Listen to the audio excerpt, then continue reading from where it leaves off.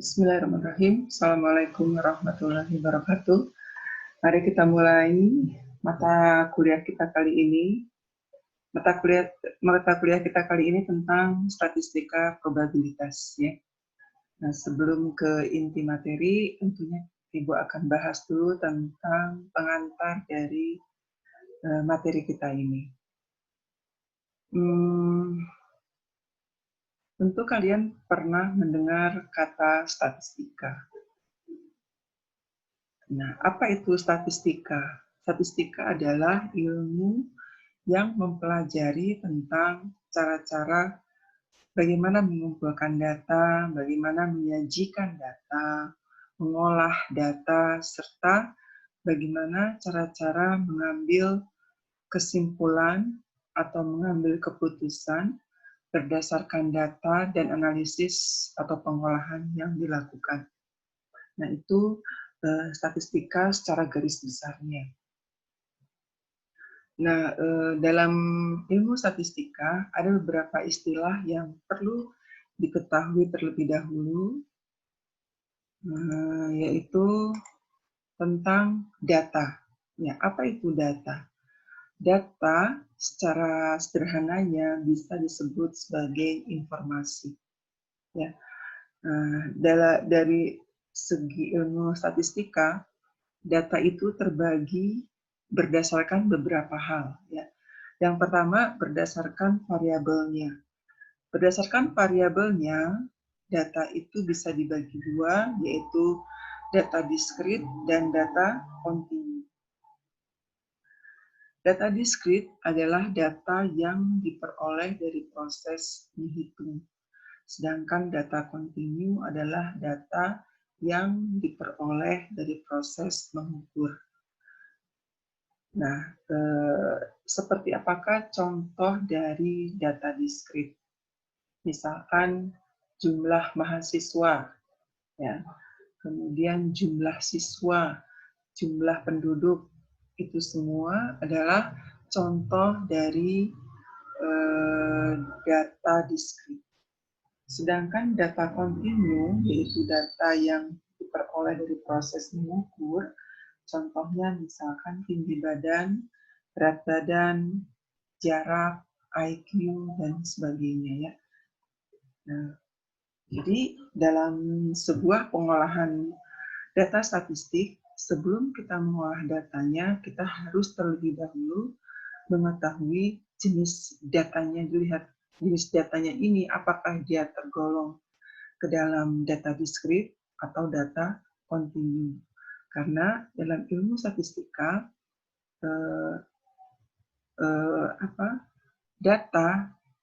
perbedaan data bisa menentukan perbedaan rumus. Di dalam statistika itu, rumus-rumus dalam ilmu statistika terbagi atas dua. Ada rumus untuk data diskrit, ada rumus untuk data kontinu. Ya. Kemudian dilihat dari sifatnya.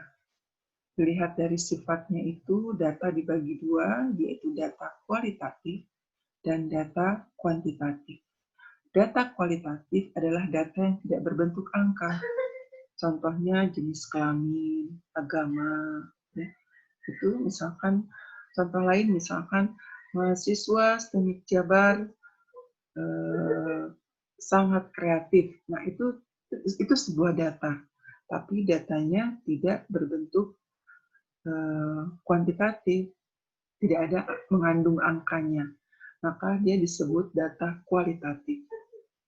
Yang kedua yaitu data kuantitatif. Data kuantitatif itu data apa?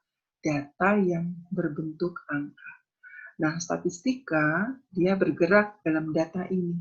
Data yang berbentuk angka. Kemudian dilihat dari sumbernya. Dilihat dari sumbernya, data itu terbagi dua. Ada data primer, ada data sekunder. Kalau data primer adalah data yang diperoleh langsung dari sumbernya. Itu data primer. Kalau data sekunder yaitu data yang diperoleh dari hasil pengumpulan orang lain. Misalkan ketika kalian ingin membuat sebuah penelitian, data yang kalian peroleh itu misalkan didapatkan dari BPS, atau dari buku-buku, majalah. Nah, itu disebut sebagai data sekunder. Tapi jika kalian data yang kalian peroleh itu kalian cari sendiri dari hasil wawancara langsung kepada responden, ya, atau dari pelanggan dan sebagainya, maka itu disebut sebagai data primer. Itu adalah pembagian data. Kemudian ada lagi yang namanya populasi. Populasi adalah keseluruhan objek yang memiliki karakteristik tertentu yang dijadikan bahan penelitian. Nah, kalau kita meneliti semua populasi ini, namanya sensus. Sensus ini meneliti semua populasi, seperti misalkan sensus penduduk. Nah, sensus penduduk ini kita menghitung jumlah penduduk dari Sabang sampai Merauke satu persatu. Makanya, seperti yang sekarang kita akan laksanakan, sensus penduduk tahun ini ya, kalau tidak ada kendala, insya Allah di bulan Juli akan ada lagi pembenahan tentang sensus penduduk tahun ini. Nah, itu kita meneliti, menghitung, petugas sensus menghitung dari daerah Sabang sampai Merauke.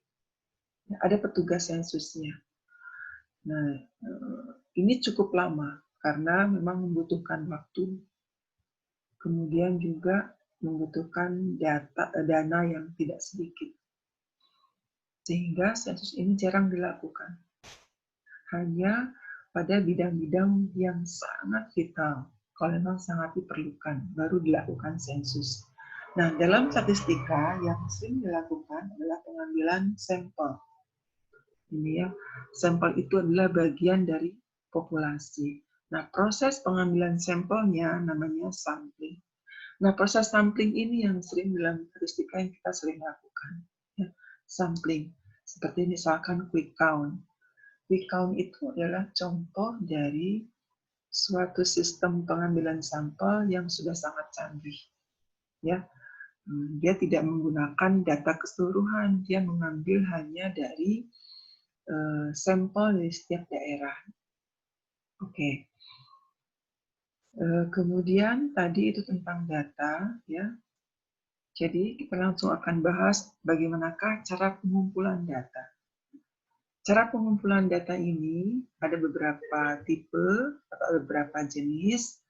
Contohnya misalkan dengan cara wawancara, dengan cara angket, dengan cara studi pustaka, dengan cara survei, observasi, dan lain sebagainya. Nah, tentang metode pengumpulan data ini nanti akan dipelajari lagi dalam metode penelitian. Kemudian penyajian data.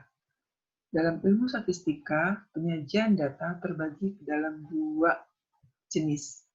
Ada penyajian data dalam bentuk diagram, seperti kalian sudah pernah mungkin dengar ya, ada diagram batang, ada diagram titik, ada diagram lingkaran, kemudian ada diagram garis, ada diagram peta, ya.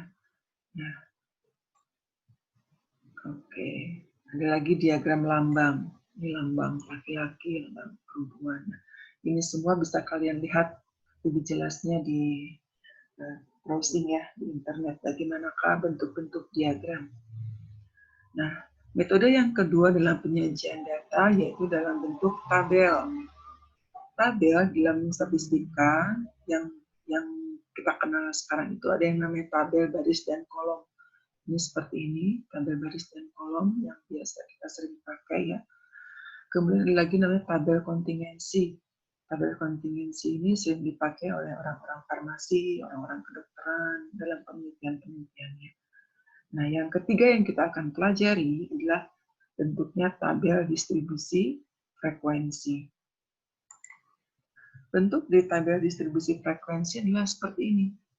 Ya, ingat ya, dalam statistika itu kita akan mengolah data yang berbentuk kuantitatif, jadi berbentuk angka. Nah, ini adalah tabel distribusi frekuensi. Apa itu tabel distribusi frekuensi? Tabel distribusi frekuensi adalah tabel di mana banyaknya kejadian atau frekuensi didistribusikan ke dalam kelompok-kelompok atau kelas-kelas yang berbeda. Seperti ini. Ini namanya tabel distribusi frekuensi. Nah, bagaimanakah cara membuatnya? Terlebih dahulu kita harus mengambil istilah-istilahnya. Ini ya. Ada yang namanya kelas interval. Kelas interval itu yang mana? Kelas interval itu ini. 30 sampai 39, 40 sampai 49, dan seterusnya. Itu namanya kelas interval. Biasanya dilambangkan dengan K. Nah, tabel ini memiliki K-nya itu 6. Dari mana? Ini 1, 2, ini 3, 4, 5, 6. Kemudian panjang kelas, notasinya P. Panjang kelas itu apa? Selisih dari ini. 40 dikurang 30, 50 dikurang 40, 60 dikurang 50, dan seterusnya. Atau 49 dikurang 39, 59 dikurang 49, dan seterusnya. Jadi, tabel ini memiliki panjang kelasnya adalah 10. Frekuensi, di manakah frekuensi? Oke, untuk lebih jelasnya kita lihat tabel ini. Ini ya, tabel ini kita akan jelasnya. Ini ada frekuensi itu ini 7, 10, 12, 18, 13 itu namanya frekuensi. Kemudian ujung bawah itu 30, 40, 50, 60, 70. Itu namanya ini namanya ini ujung bawah. Kemudian ujung atas itu adalah ini 39, 49, 59, 69, dan seterusnya. Tepi bawah itu rumusnya adalah ujung bawah dikurangi 0,5. Ya, jadi di sini tepi bawah itu 30 dikurangi 0,5 sama dengan 29,5. Ini 40 dikurangi 0,5, 39,5. Yang ini 50 dikurangi 0,5, 49,5, dan seterusnya. Kemudian kalau tepi atas itu adalah ujung atas ditambah 0,5. Jadi tepi atas ini adalah ini 39 ya. 39 ditambah 0,5, 39,5. Ini 49 tambah 0,5, 49,5, dan seterusnya. Kemudian lagi adalah titik tengah. Titik tengah itu ya adalah, saya pakai kurung supaya lebih jelas, ujung bawah ditambah ujung atas dibagi 2. Sehingga titik tengah ini 30 tambah 39 dibagi 2, 34,5. 40 tambah 49 dibagi 2, 44,5. Dan seterusnya. Nah, ini bentuk dari tabel distribusi frekuensi dengan istilah-istilahnya secara lengkap. Ya, ini jumlah dari frekuensi ini ada 65. Ini artinya adalah jumlah data. Nah, bagaimanakah cara membuat dari tabel distribusi frekuensi ini? Bagaimana cara membuatnya? Ada 3 langkah atau 4 langkah yang harus kita tempuh untuk membuat tabel distribusi frekuensi. Yang pertama yaitu menentukan R, range, atau rentang, atau jangkauan. Apa rumusnya? Yaitu data maksimum dikurangi data minimum. Data terbesar dikurangi data terkecil. Kemudian yang kedua yaitu menentukan kelas interval atau K. Rumusnya 1 plus 3,3 logaritma N. N ini adalah jumlah data. Kemudian yang ketiga, panjang kelas atau P. Rumusnya R dibagi dengan K. R ini rentang, K ini kelas interval. Kemudian yang keempat adalah menentukan ujung bawah kelas interval pertama. Biasanya kita menggunakan data yang paling kecil. Ya, misalkan ada contoh data ini. Ya, ada data nilai-nilai, misalkan ini nilai mahasiswa dari 40 mahasiswa ya, nilai statistika dari 40 mahasiswa, seperti itu. Nah, bagaimanakah kita akan buat tabel distribusi frekuensinya? Langkah pertama, seperti kaidah di atas, yaitu menentukan R, data maksimum dikurangi data minimum. Di sini maksimumnya adalah 84, ya, minimumnya 55, jadi dikurangi sehingga hasilnya 29. Yang kedua yaitu K. K itu 1 plus 3,3 log N. N-nya diganti dengan 40 sehingga menghasilkan 6,29. Jadi cara perhitungannya kalian hitung dulu log 40 berapa, kali 3,3 baru ditambahkan dengan 1. Hasilnya 6,29. Kalian bisa perhatikan K ini harus bulat.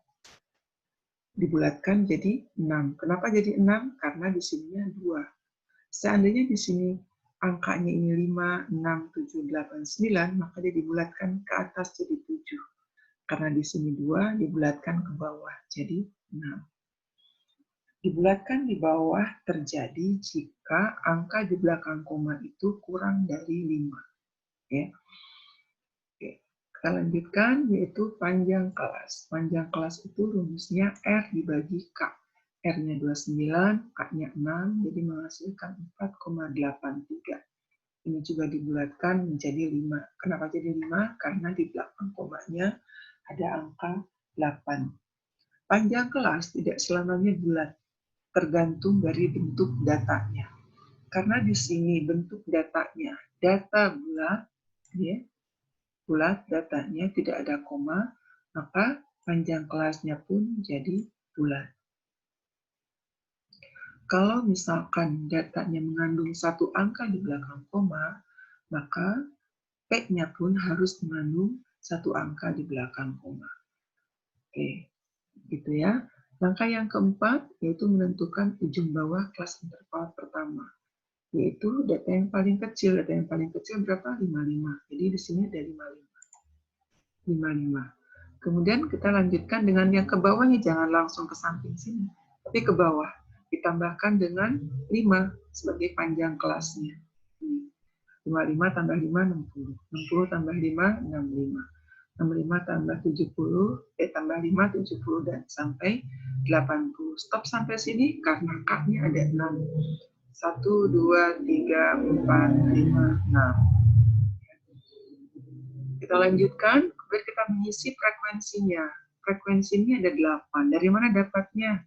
Ini 55 sama 59. Jadi kalian cari cara mengisinya. 55 sampai 59-nya ada berapa? Yaitu 1, 2, 3, 4, 5, 6, 7, 8. Ada 8. Kemudian data 60 sampai 64 itu ada 7, kita buktikan. 60 sampai 64 yaitu warna biru. Yang warna biru. 1, ya. 1, 2, 3, 4, 5, 6, 7, dan seterusnya. Sehingga menghasilkan tabel seperti ini. Nah, setelah dibuat tabel seperti ini, kita harus membuat histogram dan poligon frekuensi. Bagaimanakah cara membuatnya? Nah, seperti ini. Di bawah ini, kita menggunakan ini kelas intervalnya, ya. Ini, lihat, ini seperti diagram batang, tapi berimpit batangnya.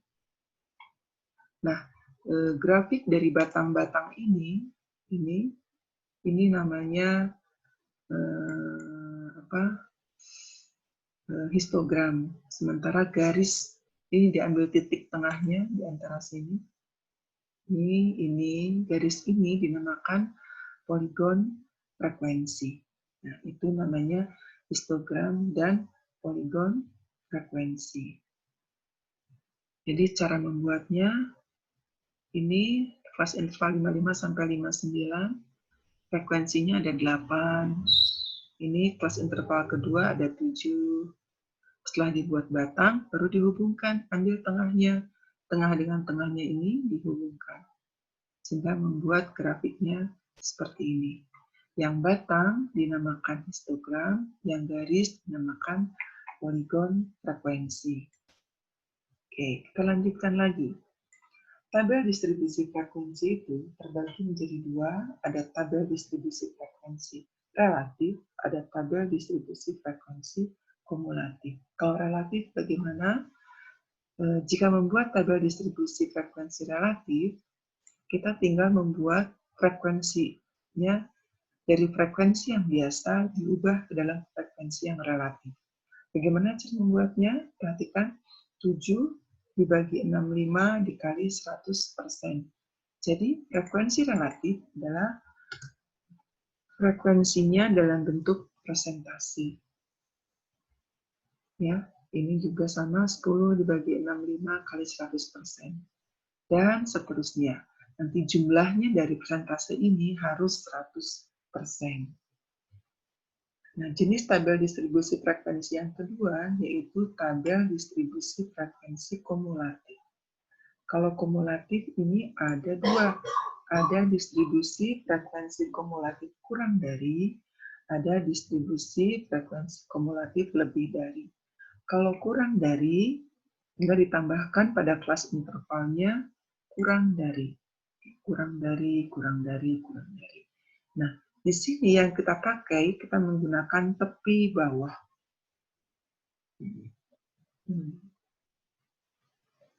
Yang kita pakai ini adalah tepi bawahnya.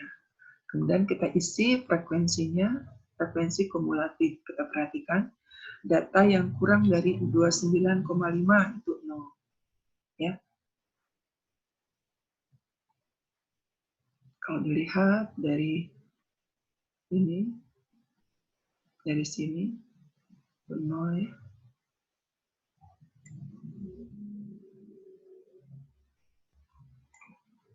Ini 0, kan paling kecil 30, berarti yang kurang dari 29,5 nggak ada. Jadi 0.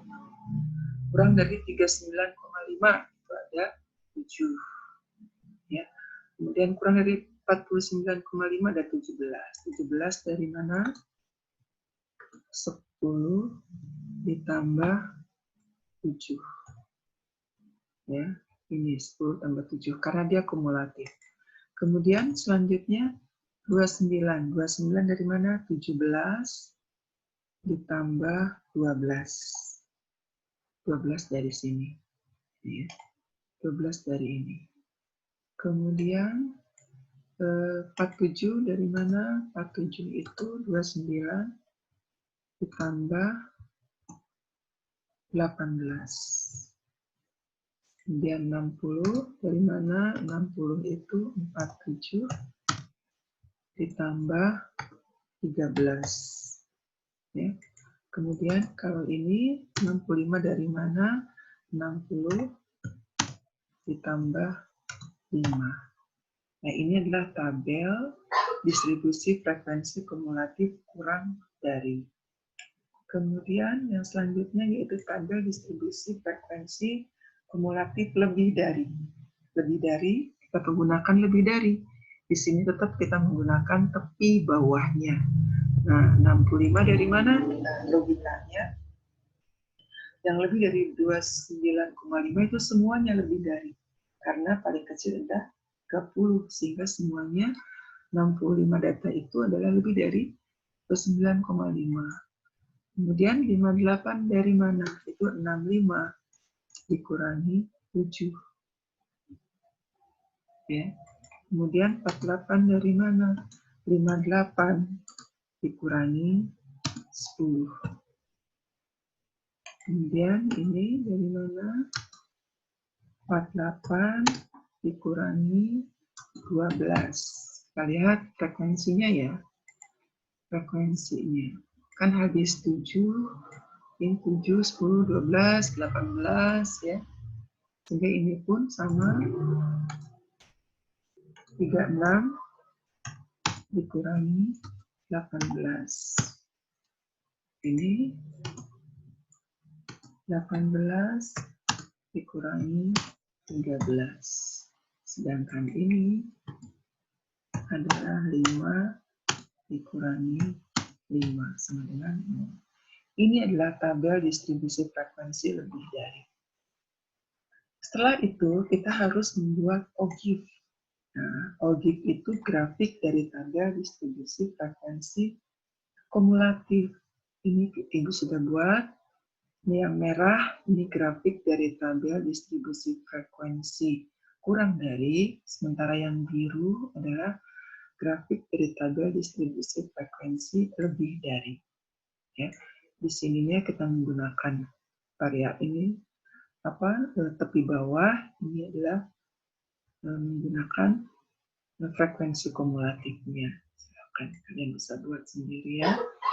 Yang terakhir yaitu tentang diagram dahan dan daun. Ya, diagram dahan dan daun. Manfaatnya adalah menggunakan diagram ini dapat menunjukkan bentuk distribusi data dan juga data tersusun secara berurutan. Nah, cara membuatnya bagaimana? Langkah pertama kita harus menentukan sebagai dahan. Dahan adalah satu angka atau lebih di bagian depan. Dan dahan diletakkan di sebelah kiri garis vertikal. Ini ya, ini garis vertikal, ini sebagai dahan, ininya sebagai daun. Jadi ini, maaf nih, ini harusnya seperti ini. Nah, ini daunnya, ini dahannya. Kemudian daun itu adalah satu angka di belakangnya. Jadi kalau misalkan ini data yang ini, nih, ini berarti kalau misalkan 77, berarti 7 yang ini adalah sebagai dahan dan 7 yang di belakangnya adalah sebagai daun. Kalau misalkan 59, berarti 5-nya sebagai dahan, 9-nya sebagai daun. Kita lihat lagi contoh, misalkan untuk data yang ini, ya. Nah, contohnya ini. Kalau misalkan ratusan seperti ini, berarti yang sebagai dahannya adalah 14, yang sebagai daunnya adalah 9. Kalau ini yang sebagai dahannya 15, daunnya 1. Ini 16, dahannya, daunnya 1. Dan seterusnya ya. Nih, kita menggunakan data yang di atas ya. Tadi ketika dianalisis, data yang paling kecil adalah 55 ya. Sehingga kita akan hitung di sini 55, yang paling besar adalah 84, berarti yang paling kecil adalah 5 dahannya, yang paling besar adalah 8 daunnya ya. Jadi cara membuatnya kita harus menentukan dulu paling kecil, data paling kecil adalah 55. Kemudian data yang paling besar adalah 84. Jadi di sini dahannya yang paling kecil 5, dahannya ini 8. Baru kita susun berdasarkan data yang ini di atas ini. Ini ya. Nih, misalkan kita kopikan dulu supaya gampang analisisnya. Kita masukkan ke sini. Oke. Kita masukkan di sini, misalkan.